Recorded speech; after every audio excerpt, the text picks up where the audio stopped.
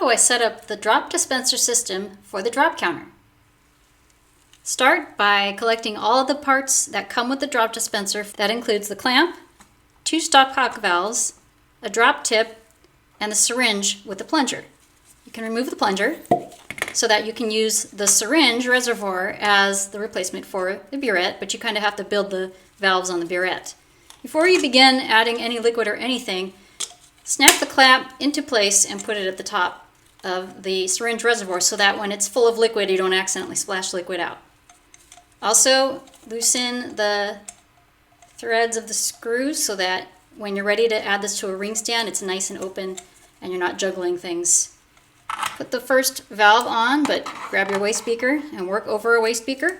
This stopcock is open because it is parallel to the rest of the unit, and it's closed when it's perpendicular. That's fully closed. So anywhere in between is could be closed, could be a little bit open. You'll have to experiment. So I'm going to start with the valve closed, and I'm going to gently twist it onto the syringe reservoir. And I don't want to over tighten this, just a simple hand tightening is good enough. And again, it's closed. So we're going to begin by rinsing the reservoir just like a traditional burette. You want to get a few good rinses in to clean or be sure that you have only titrant in the entire system.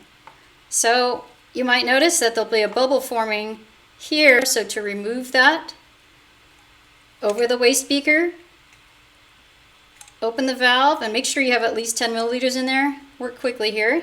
Open the valve so it's dripping a little bit, like that, into the waste beaker.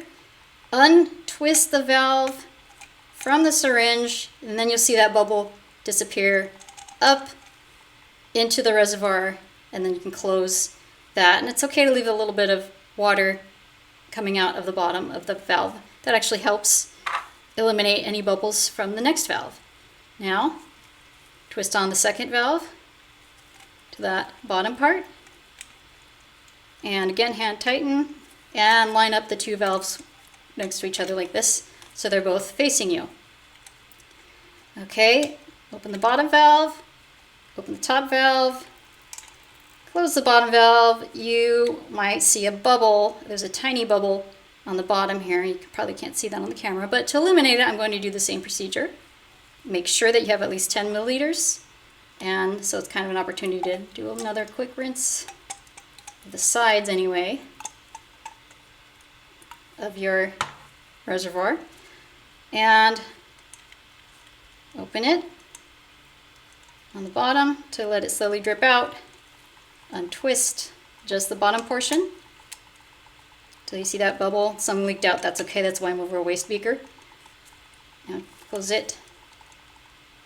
And you have a system without bubbles, a continuous stream of liquid. Now, finish your rinsing. Ordinarily, you're going to let this whole thing drain to almost empty. You don't want to let it become empty because then it'll get more air in the system, and you'll have to start over. Do a couple more rinses, and then fill up the reservoir to begin your titration. With it full, you're going to want to adjust the drop rate. So I recommend using the top valve as the open-close part of the system, and the bottom valve should be adjusted to allow just the right amount of drop rate coming through the bottom here.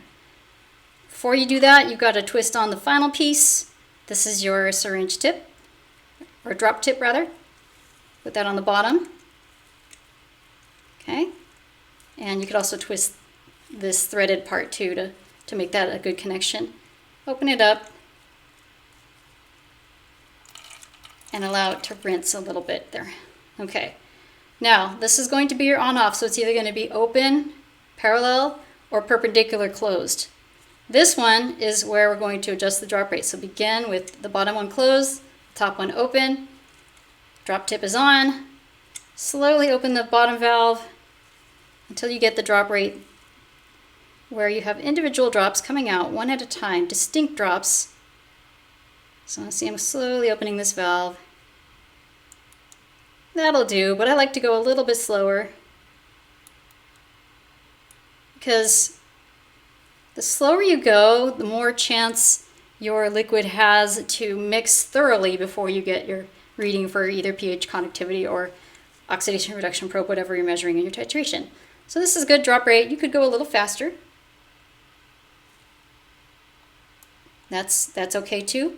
And now that we have the drop rate set, fully close the top stopcock, fully open the stopcock to start and stop the titration.